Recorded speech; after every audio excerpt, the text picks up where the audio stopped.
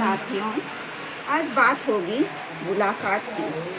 दोस्तों, जब वर्षों बाद हम किसी से मिलते हैं तो मन में ऐसी खुशी का आभास होता है जैसे लगता है कि आंगन में जो सूखा हुआ फूल है वो फिर से खिल उठा। एक अलग सा एहसास, अलग सी अनुभूति, अलग सी खुशी होती है। अपनेपन का एक अलग सा एहसास होता है। दोस्तों, असली मुलाकात का मज़ा तो तब आता है जब रिश्तों में दूरी बढ़ जाती है। आपस में आमने सामने मिलकर उन दूरियों को दूर करना, एक दूसरे के एहसासों को महसूस करना। आज के भागदौड़ की ज़िंदगी में तो हम हमेशा ही संदेशों से और भागदौड़ से और अनेक माध्यमों से कर ही लेते हैं, लेकिन जो सामने आमने बैठकर एक दूसरे की भावनाओं को समझना, गलत फहमियों को दूर करना, अपनेपन का जो खुशी का एक दूसरे के चेहरे पे एहसास देखना, उसकी रौनक जो है कुछ अलग होती है।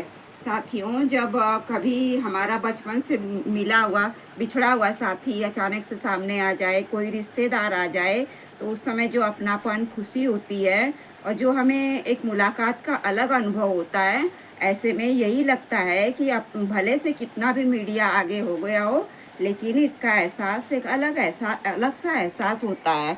और जब हमें ऐसा लगता है कि जैसे आंगन में सींचे गए एक पौधे को हमें समय देना पड़ता है, वैसे मुलाकात और रिश्ते का अपनापन है, इसके लिए भी हमारे पास कुछ समय होना चाहिए।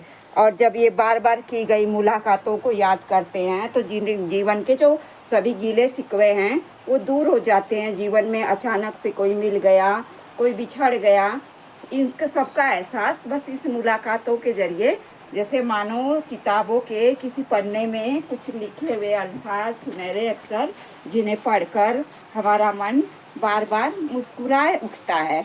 और उस मुलाकातों को याद करके हमें जैसे मानो लगता है कि हमें कोई एक अजीब सी खुशी मिल गई हो।